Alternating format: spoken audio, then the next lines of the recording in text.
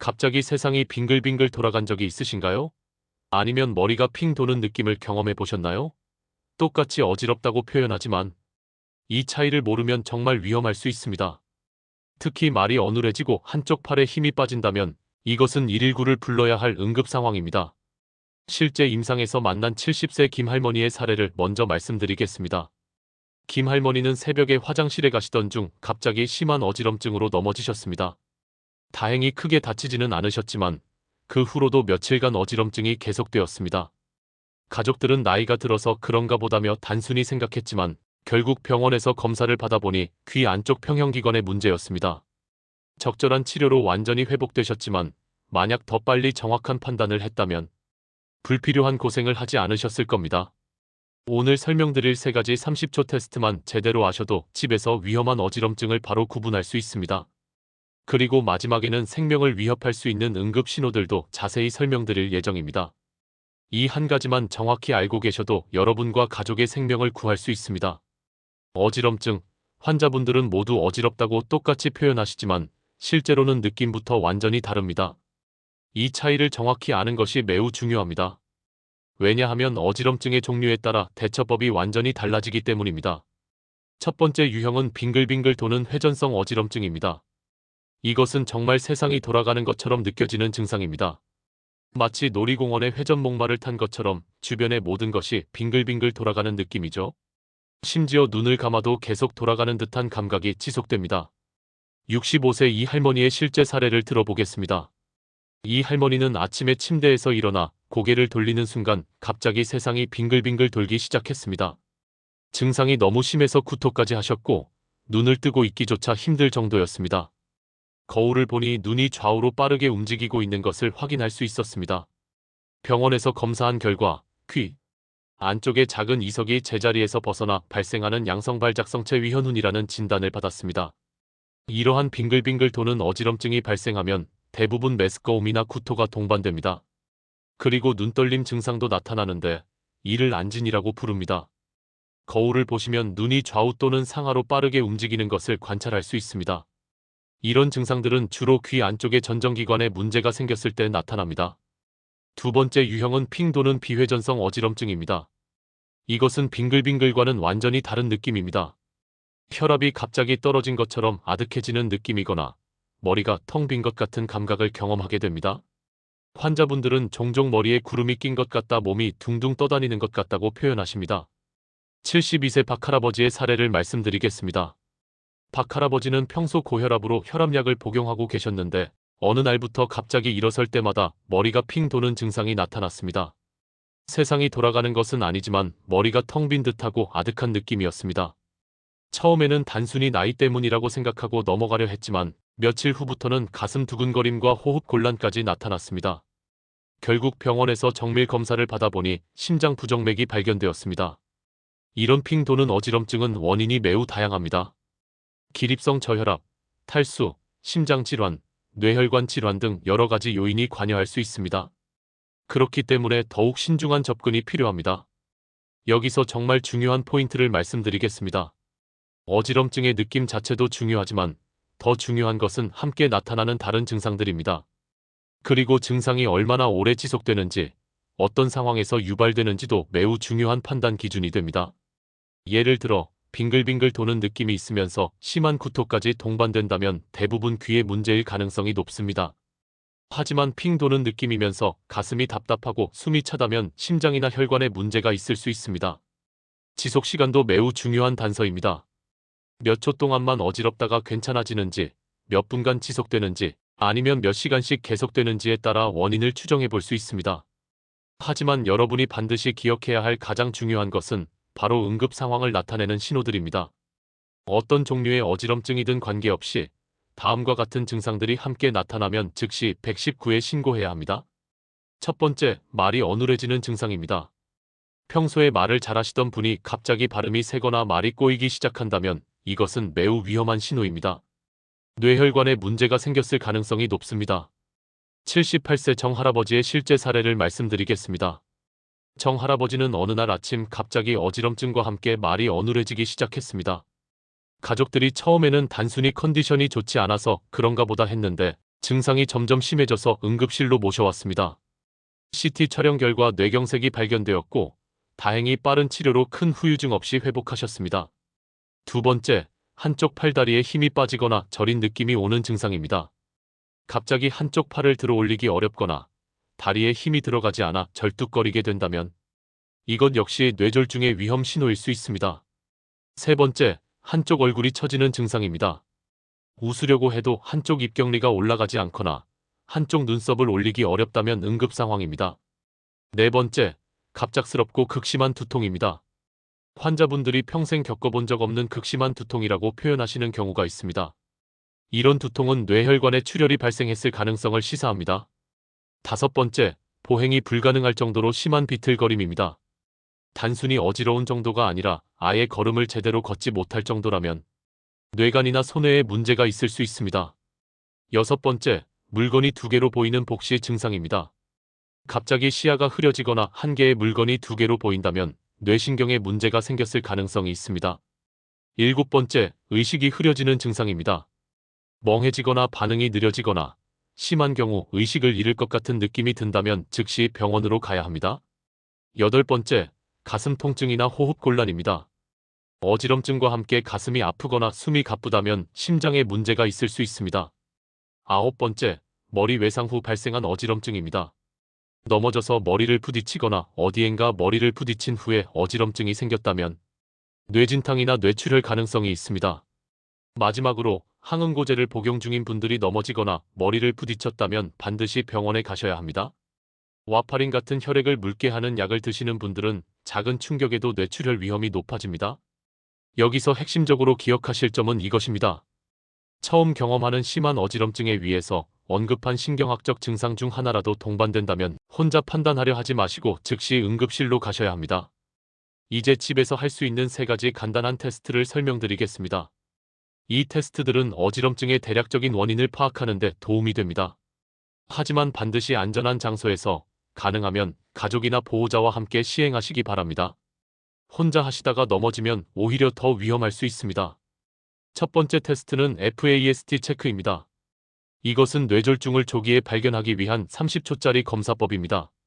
F, A, S, T는 각각 페이스, 암즈, 스피치, 타임을 의미합니다. 페이스, 즉 얼굴 검사입니다. 거울을 보면서 환하게 웃어보세요.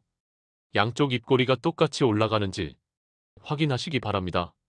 만약 한쪽 입경리가 처져 있거나 잘 올라가지 않는다면 문제가 있다는 신호입니다. 암즈, 즉 팔 검사입니다. 두 팔을 앞으로 쭉 뻗어서 10초간 유지해보세요. 한쪽 팔이 저절로 내려오거나 힘이 빠진다면 이것 역시 위험한 신호입니다. 스피치, 즉 언어 검사입니다. 고향의 봄 같은 간단한 문장을 또박또박 말해보세요. 발음이 어눌하거나 말이 꼬인다면 뇌에 문제가 있을 가능성이 높습니다. 타임, 즉 시간입니다. 위 세 가지 검사 중 하나라도 이상하다면 시간을 지체하지 말고 즉시 119에 신고하시기 바랍니다. 실제로 몇 달 전 응급실에서 경험한 사례를 말씀드리겠습니다. 68세 최할아버지가 가족과 함께 오셨는데 아침에 갑자기 어지럼증이 시작되었다고 했습니다. 가족분이 FAST 체크를 해보니 한쪽 입경리가 잘 올라가지 않는 것을 발견하고 바로 응급실로 오셨습니다. 검사 결과 경미한 뇌경색이었지만 빠른 대처로 완전히 회복하셨습니다. 두 번째 테스트는 기립성 저혈압 검사입니다. 이것은 혈압이 갑자기 떨어져서 생기는 어지럼증인지 또는 탈수로 인한 어지럼증인지 확인해보는 방법입니다. 먼저 의자에 편안하게 앉아 계세요. 그 다음 천천히 일어나시기 바랍니다. 절대 급하게 일어나시면 안 됩니다. 정말 천천히 일어나서 1분간 그 자세를 유지해보세요. 만약 일어났을 때 잠깐 어지럽다가 1분 이내에 호전된다면 기립성 저혈압이나 탈수로 인한 어지럼증일 가능성이 높습니다. 이런 경우에는 충분한 수분 섭취와 안정을 취하시면 대부분 호전됩니다. 하지만 일어났을 때 어지럼증이 더 심해지거나 가슴 통증이 생기거나 실신할 것 같은 느낌이 든다면 즉시 앉거나 누우시고 119에 신고하시기 바랍니다. 74세 송할머니의 경우를 예로 들어보겠습니다. 송할머니는 며칠간 식사를 제대로 못하시고 수분 섭취도 부족한 상태였습니다. 어느 날 화장실에 가려고 일어서는데 갑자기 어지러우면서 쓰러질 뻔했습니다. 가족이 이 검사를 해보니 일어설 때만 어지럽고 앉아 있을 때는 괜찮았습니다. 병원에서 검사받아 보니 탈수와 전해질 불균형이 원인이었고 수액 치료 후 완전히 회복되셨습니다. 세 번째 테스트는 체위성 현훈 검사입니다. 이것은 귀에 문제로 생기는 어지럼증, 특히 양성발작성 체위현훈이 있는지 확인해보는 방법입니다. 침대에 누워 계시거나 의자에 앉은 상태에서 고개를 천천히 좌우로 돌려보세요. 그리고 옆으로 돌아 누워 보기도 하시고요. 이때 짧은 회전성 어지럼증이 10초에서 30초 정도 지속되다가 사라진다면 양성발작성 체위현훈일 가능성이 있습니다. 양성발작성 체위현훈은 귀 안쪽의 작은 이석이 제자리를 벗어나서 생기는 질환입니다. 무서운 병은 아니지만 매우 불편하고 넘어질 위험이 있습니다. 다행히 이비인후과에서 간단한 치료로 쉽게 좋아질 수 있습니다. 하지만 여기서 주의하실 점이 있습니다. 고개를 돌릴 때 어지럼증과 함께 심한 구토가 나거나 얼굴색이 창백해지거나 앞서 말씀드린 신경학적 증상들이 함께 나타난다면 절대 계속 검사하지 마시고 즉시 병원에 가시기 바랍니다. 60세 한 할머니의 사례를 말씀드리겠습니다. 한 할머니는 아침에 일어나서 고개를 돌릴 때마다 세상이 빙글빙글 도는 증상이 있었습니다. 가족이 이 검사를 해보니 고개를 오른쪽으로 돌릴 때만 20초 정도 심한 회전성 어지럼증이 나타나다가 사라졌습니다. 이비인후과에서 검사받아 보니 양성발작성 체위현훈으로 진단되었고 간단한 이석 보기술로 완전히 치료되셨습니다. 이 세 가지 테스트의 결과를 종합하면 어지럼증의 대략적인 원인을 추정해 볼 수 있습니다. 하지만 이것은 어디까지나 응급 상황을 구별하고 초기 대응을 하기 위한 방법입니다. 정확한 진단과 치료는 반드시 의료진의 진료를 받으시기 바랍니다. 여기서 놓치지 말아야 할 중요한 정보가 더 있습니다. 바로 어지럼증의 지속 시간과 유발 요인을 파악하는 것입니다. 이 두 가지만 추가로 확인하시면 어지럼증의 종류를 더욱 정확하게 구분할 수 있습니다. 먼저 지속 시간을 살펴보겠습니다. 수초에서 1분 정도만 어지럽다가 호전되는 경우가 있습니다. 특히 자세를 바꿀 때, 예를 들어 앉았다 일어날 때나 누웠다 일어날 때만 어지럽다면 기립성 저혈압이나 체위성 문제일 가능성이 높습니다. 수십 초에서 수분간 지속되면서 특정한 머리 자세에서만 심해지는 경우도 있습니다. 예를 들어 고개를 오른쪽으로 돌릴 때만 어지럽거나 고개를 뒤로 젖힐 때만 어지럽다면 귀의 평형기관 문제일 가능성이 높습니다. 하지만 수시간에서 수일간 지속되면서 심한 불안정감이나 앞서 언급한 신경학적 증상들이 함께 나타난다면 뇌의 문제일 가능성이 있으므로 즉시 병원에 가시기 바랍니다. 유발 요인도 중요한 진단 단서입니다. 어지럼증이 특별한 이유 없이 갑자기 생겼는지 아니면 특정한 상황에서 유발되었는지 자세히 관찰해 보시기 바랍니다.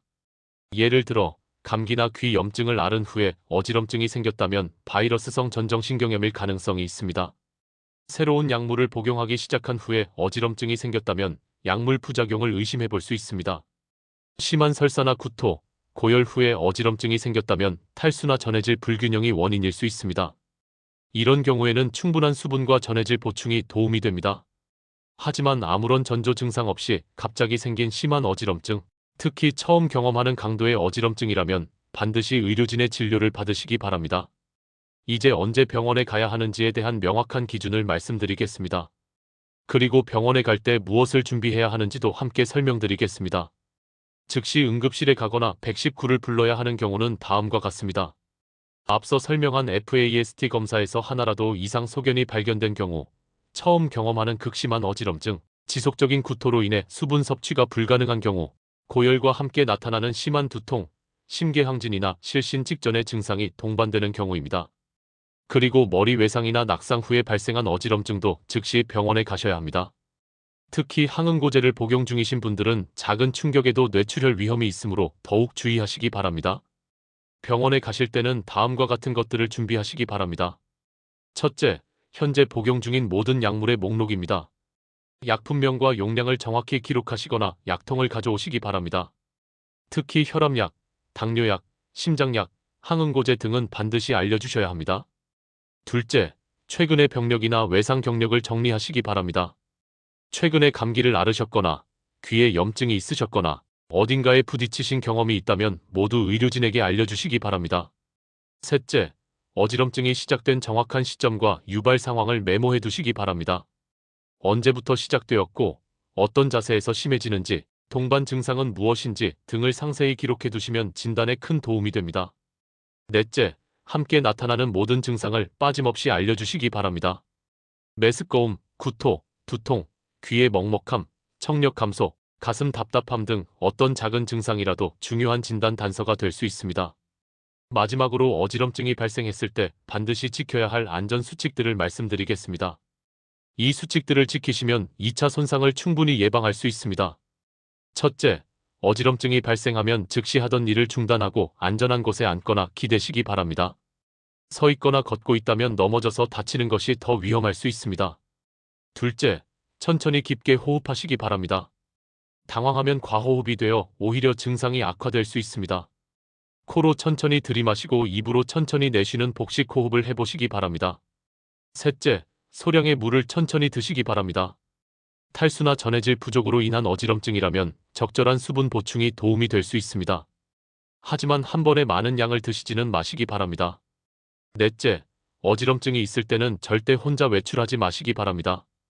특히 운전은 매우 위험합니다. 본인뿐만 아니라 다른 사람들까지 위험에 빠뜨릴 수 있습니다. 다섯째, 집안의 안전 환경을 점검하시기 바랍니다. 화장실이나 복도에 미끄러질 수 있는 물건들은 없는지, 조명은 충분한지 확인하시기 바랍니다. 특히 야간에 화장실을 가시다가 넘어지시는 경우가 많습니다. 여섯째, 침실과 화장실 사이에는 야간 조명을 설치하시기 바랍니다. 어둠 속에서는 평형 감각이 더욱 떨어지기 때문입니다. 일곱째, 급작스러운 자세 변화는 피하시기 바랍니다. 누워 계시다가 일어나실 때나 앉아 계시다가 일어나실 때는 반드시 천천히 하시기 바랍니다. 여덟째, 어지럼증이 자주 발생하신다면 지팡이나 보행 보조기 사용을 고려해 보시기 바랍니다. 외관상의 이유로 망설이지 마시고 안전이 가장 우선이라는 점을 기억하시기 바랍니다. 마지막으로 가장 중요한 말씀을 드리겠습니다. 어지럼증은 단순한 피로나 스트레스부터 심각한 뇌혈관 질환까지 매우 다양한 원인으로 발생할 수 있습니다. 그 범위가 워낙 넓기 때문에 정확한 진단 없이는 적절한 치료가 어렵습니다. 오늘 설명드린 내용들은 응급 상황을 신속하게 구분하여 적절한 초기 대응을 하시는 데 도움을 드리기 위한 것입니다. 하지만 이것이 의사의 진료를 대체할 수는 없습니다. 증상이 새롭게 나타나거나 기존보다 심해지거나 자주 반복된다면 혼자 판단하려 하지 마시고 반드시 의료진과 상담받으시기 바랍니다. 특히 60세 이상이시거나 고혈압, 당뇨병, 심장질환 같은 기저질환이 있으시다면 더욱 신중하게 접근하셔야 합니다.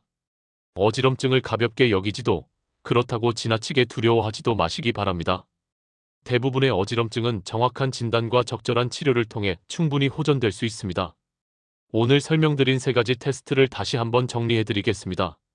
FAST 검사로 뇌졸중 위험을 확인하고, 기립성 저혈압 검사로 혈압이나 탈수 문제를 확인하고, 체위성 현훈 검사로 귀의 문제를 확인하는 것입니다. 이 3가지만 정확히 알고 계셔도 응급 상황을 빠르게 구분할 수 있습니다. 그리고 반드시 기억해야 할 9가지 응급 신호들도 다시 말씀드리겠습니다. 언어장애, 편마비, 안면마비, 극심한 두통, 보행장애, 복시, 의식장애, 흉통이나 호흡곤란, 그리고 머리 외상 후 어지럼증입니다.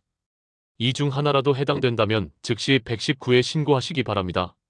마지막으로 안전수칙들도 잊지 마시기 바랍니다. 즉시 안전한 곳에 앉기, 천천히 호흡하기, 적절한 수분 섭취, 혼자 외출이나 운전 금지, 그리고 집 안 안전 환경 조성입니다.